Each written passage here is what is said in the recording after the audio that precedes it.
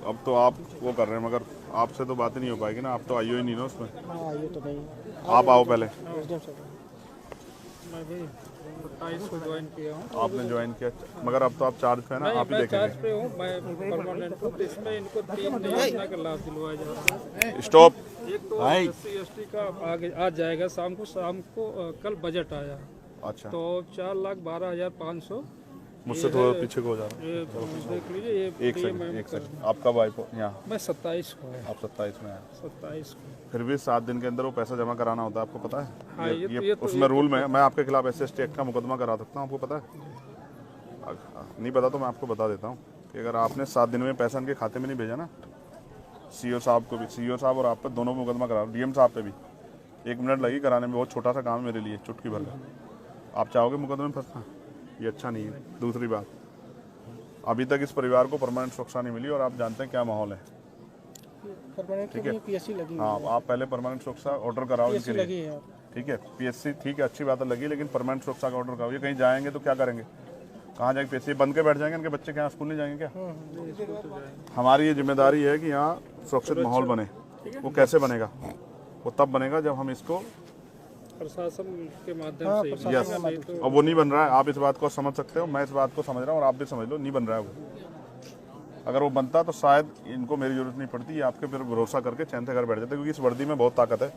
इस वर्दी को देख के आदमी महसूस करता है कि अब मैं सुरक्षित हूँ। और इसी वर्दी पे ना ये जो शेर का निशान है, ये हम सबको पावर देता है, ताकत देता है हमें। अब आप महसूस करो, या इतने वर्दी वालों के होते भी वो सुरक्षित नहीं महसूस करें, तो कारण क्या है? मेरे पे क्या है? मेरे पे थोड़े शेर का निशान है, तो शेर का निशान आपके माथे पे है। तो हमें उनको सुरक्षित माहौल देना है। मैं नहीं मानता अगर वो यहाँ रहेंगे तो सुरक्षित रहेंगे। तो SC/ST एक्ट में प्रावधान है कि हम उनको यहाँ से, जबकि होना तो चाहिए, एक्ट में तो ये कहता है कि अगर परिवार असुरक्षित है तो चाहे पूरा गांव बदलना पड़े, पूरे गांव को वहाँ से पलायन कराना पड़े, ये कहता है एक्ट तो। लेकिन मैं चाहता हूँ ना, आप कोशिश करें तो ये परिवार यहाँ से अगर कहीं और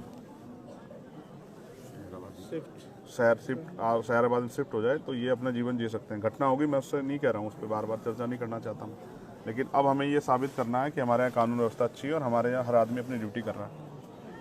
एक्ट ये कहता है, आप पढ़ लेना, मेरा पढ़ा हुआ है, कि अगर परिवार असुरक्षित महसूस करता है तो पूरे गांव को प्लान कराना पड़े तो पूरा गांव प्लान होगा। लेकिन मैं आपसे कह रहा हूँ कि हम इस परिवार को शिफ्ट करा सकते हैं, इस परिवार के लिए कहीं रहने की व्यवस्था हो जाए, ये सह सम्मान रह सके, और ये लड़ाई यहीं किसी उसमें रहे, ये लड़ाई बढ़े ना। क्योंकि मैं और आप जानते हैं, आरोपी अपनी जान बचाने के लिए इनको नुकसान पहुँचा सकता है। मैं एक बात से सहमत नहीं हूँ, जब पीड़ित वो छोटा बच्चा जिसने देखा, उसकी पत्नी कह रही है कि मोहित मौके पे था, फिर उसको इग्नोर नहीं किया जा सकता है। आप ऐसा मत करो कोई भी, आप उसको अरेस्ट करो, ठीक है? अरेस्ट करो और कोर्ट में चार्जशीट में बताओ क्या है, वो है या नहीं है। उसको ऐसा मत करो कि उसको खुली छूट मत दो, इससे न्याय नहीं होगा, बिल्कुल नहीं होगा ऐसा न्याय। आप उसको अरेस्ट करो, सबसे पहले उसको अरेस्ट करके जेल भेजो और अपनी चार्जशीट में बताओ क्या है। कोर्ट को बताना कि भाई आपने क्यों उसको किया, आपने FIR है ना नामजद उसके खिलाफ। आप जज मत बनो, सब लोग जज बनना गलत है, ये आपका काम है ही नहीं है, मेरा आपका काम नहीं ना, ये कोर्ट का काम है। अगर ये हत्या किसी दलित के बच्चे ने कर दी होती ना, तो आपको पूरे परिवार को चौराहे पर ला देते। पुलिस में जानता हूँ अच्छी तरह से, ठीक है? उनके मकानों पर बुलडोजर चल जाता। मैं नहीं चाहता किसी घर बुलडोजर चले, मेरे उसके परिवार से कोई लड़ाई नहीं। लेकिन आप मोहित को अरेस्ट करो, जब वो उसकी पत्नी कह रही है, वो आई विटनेस है ना, उसका बेटा भी, वो भी कह रहा 12 साल का कि वो मौके पे था। तो आप कोई फैक्ट पे मत जाओ, अभी फैक्ट आप कोर्ट में पेश करना, उसकी बेल के टाइम दे देना, उनकी मदद कर देना, मुझे कोई दिक्कत नहीं है। लेकिन अब आप उसे गिरफ्तार करो।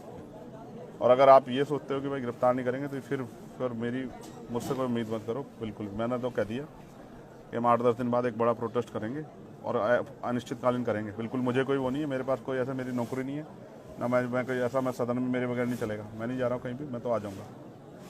आप तय कर लो अपने उससे। मैंने आपको बता दिया 2 चीज़ें, एक आप लाइसेंस की व्यवस्था कराओगे उनको, आर्म्स लाइसेंस उनका बनवाओगे, ये दोनों बच्चों का, ये इनका राइट है।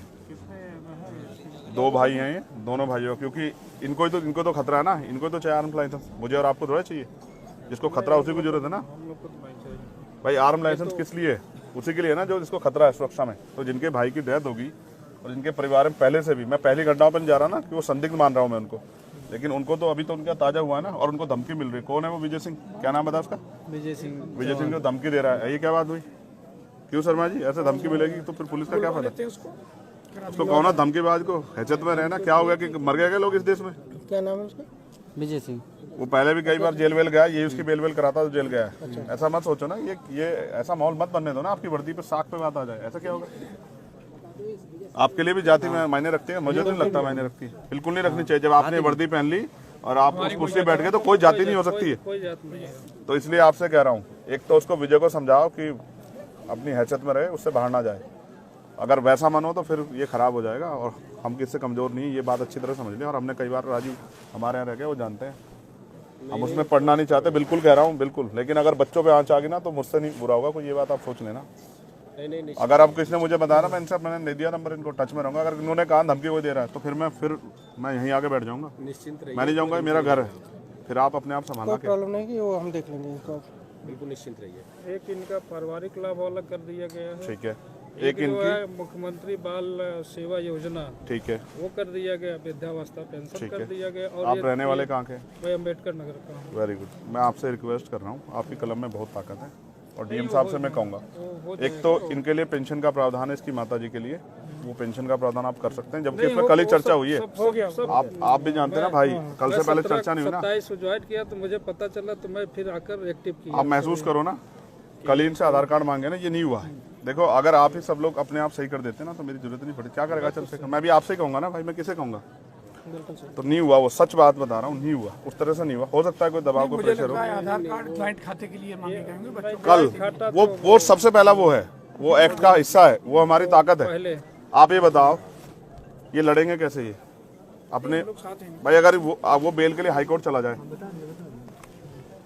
यहाँ उसको बेल ना मिले 302 में, वो हाई कोर्ट चला जाए, तो ये हाई कोर्ट जाके उसको अपोज कैसे करेंगे आप बताओ। उसमें चिन्हित भी करा दिया उसके बाद को, यहीं से जल्दी उसे सजा कराने का भी प्रोसेस चल रहा हुआ। नहीं तो उसको ना फास्ट ट्रैक कोर्ट में हम लेके जाएंगे, तब वो होगा। लगवा दिया है, ठीक है, और जल्दी से जल्दी उसमें सजा। मैं ये बात आपसे इसलिए कह रहा हूँ, ऑपरेशन कन्विक्शन चल रहा है, उसमें उसको करा दिया गया। सीरियसली कह रहा हूँ। जब मुख्यमंत्री से बात करते हैं हमें बड़ी खुशी होती है कि भाई ये न्यायप्रिय प्रदेश बन गया, कानून व्यवस्था अच्छी। और जब ऐसी घटनाएं होती है और उसमें अधिकारी कर्मचारी का रोल ऐसा होता है ना, तो बहुत अजीब लगता है कि क्या दलितों के लिए, मैं नहीं कह रहा था वो, मगर ये सच है, कहना पड़ेगा, क्या दलितों के लिए कानून अलग है क्या देश में? नहीं, वो तो संविधान से ही चलता है, तो संविधान। फिर ऐसा कैसे? मैं तो देखता हूँ ना सब चीज़ों को, मेरे पास सारी घटनाएं आती है, मैं जाता नहीं हूँ, मैं इसलिए नहीं जाता कि इसका परमानेंट सोल्यूशन ढूंढ रहा हूँ मैं, इसका परमानेंट सोल्यूशन जाना नहीं है। तो मैंने आपसे मांग रखी, एक, मैं ये नहीं कह रहा हूँ कि आप खेती के लिए पट्टा दें, जबकि वो प्रावधान में, क्योंकि इनके पास ज़मीन है, मैंने उनसे पूछा, तो मैं उसके लिए नहीं कह रहा हूँ। मैं आपसे कह रहा हूँ, एक, इनके लिए आर्म्स लाइसेंस। दूसरा, अगर हम इनको यहाँ से शिफ्ट करा दें, ये एक्ट का पार्ट है, और अब आप पे बजट भी आप इस कर सकते हैं, ठीक है। दो, तीसरा, एक सुरक्षित माहौल उनके लिए, सुरक्षा व्यवस्था, क्योंकि बच्चे छोटे स्कूल जाए, उन पर क्या गहरा असर पड़ रहा होगा, उनका स्कूल बंद हो गया। कभी तो उनके मन में आएगा ना 2-4 दिन में कि हम स्कूल क्यों जा पा रहे हैं, उनकी माँ क्या कहेगी। तो उत्तर प्रदेश में कानून व्यवस्था ऐसी कि आप जा नहीं सकते क्योंकि मर जाओगे। ये तो आपकी साख पे सवाल खड़ा हो जाएगा। फास्ट ट्रैक कोर्ट में मुकदमा और परिवार को मुआवजा सरकार दे तो बहुत अच्छी बात है, हम तो करेंगे, हम लोग आपस में मिलकर करेंगे, हमने तय कर लिया। जितने हम बड़ी पंचायत बुलाएंगे उतने हम करेंगे, चाहे हमसे जो भी जुटे वो हम करेंगे। मैं आपको नहीं कह रहा, लेकिन आप चाहो तो कर सकते हैं। ये दुआएं देंगे सब लोग आपको कि भाई किसने हमारी मदद की। देखो, बाप कुछ भी हो, चाहे मिट्टी का हो, लेकिन वो अपने बच्चों को किसी आगे हाथ नहीं फैलाने देता। वो कोशिश करता है कि वो उनकी सारी लड़ाई लड़ दे। 2 छोटे बच्चे हैं, क्या उनकी शादी कौन करेगा? जब वो उनकी शादी का समय आएगा, आप और मैं कहाँ होंगे पता है थोड़े,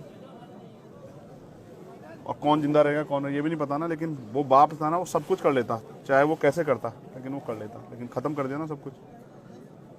तो इसलिए आपसे कह रहा हूँ कि आप कोशिश करो कि ये सब चीज़ें हों। उनकी पेंशन की व्यवस्था, इसकी व्यवस्था पेंशन की तो हो गई, पेंशन होगी, पेंशन का हो गया, SC ST वाला ठीक है। उसमें चार्जशीट लगा के चार्जशीट में दाखिल करोगे तो उनके बाकी पैसे, ठीक है, सब एक मुश्त दे दिया। ठीक है। अब इनकी असला का लाइसेंस, ठीक है, एक इनके लिए परमानेंट सुरक्षा। और क्या बचा, किस पे चर्चा की थी मैंने, क्या कहा था तुमसे? बच्चों उसके लिए 2500 रुपए के लिए वो शिक्षा जो है तो मिलेगा, वो कर सकते हैं। मैंने एक डीएम साहब से कराई थी उनके बच्चों की, हाँ 2 बच्चों को मिलेगा 2500 रुपये पर मंथ। हाँ है वो 2500 रुपये का प्रावधान है एक बच्चे का। 3 में से 2 का होता है वो। मैंने कराया, मेरे अच्छी तरह आगरा में एक डीएम थे, उन्होंने बहुत अच्छे डीएम थे, उन्होंने मुझसे बात की और उन्होंने करा कर दिया, ठीक है। बस अब मैं ये चाहूँगा ना, एक सबसे बड़ी जो है ना, जो साख पे सवाल आया खाकी की, वो ये है कि वो जो दूसरा आरोपी है जो मौके पे मौजूद था, जब वो कह रहे हैं मैंने उनको कसम धर्म दे के सब कुछ पूछ लिया और मैंने ये भी कह दिया, सारे फैक्ट बता के पूछ लिया कि भाई इससे कमज़ोर हो जाएगा, तो वो कह रहे हैं वो मौके पे था, तो अब आप उसमें कोताही मत बरतो। वो ताकतवर हो सकता है, मैं समझ सकता हूँ, लेकिन ऐसा मत करो। नहीं कानून से बड़ा ताकतवर कोई नहीं हो सकता, आप समझो, ठीक है ना। बिकरू याद है ना आप लोगों को, कानून से बड़ा फिर क्या हुआ, और अभी हुआ एक दरोगा जी को लगी ना, फिर उसको विनय वर्मा को लाके कि हम वो मौके पर वो करवाने गए थे, बरामदगी, और वहीं मौके मार दिया पुलिस ने। हम सब जानते हैं, तो हम सब देखते हैं, हम नहीं वो कर रहे ना, जो गलत कर रहा है उसके साथ गलत करो, लेकिन सही के साथ गलत हो रहा है तो फिर ये अच्छा नहीं है।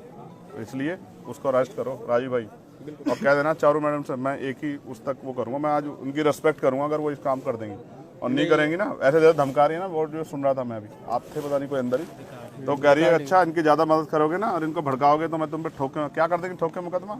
नहीं ऐसे नहीं कह सकते, मैं आपको सुनाऊँ, आपको कभी नहीं कह सकते, सुनाऊँ, आपको कभी नहीं कह सकते। राममोहन जी सुनोगे। चलिए ठीक है, वो हम बात कर लेंगे। भेजिए हम सुन मैंने सुन लिया ना, मैंने सुन लिया, मैं रहा हूँ आपके पास। मैं बिल्कुल, मैं विदाउट फैक्ट कोई बात नहीं करता हूँ। देखो जो मुझे जानता है ना वो जानता, मैं बिना उसके नहीं बहस करता हूँ।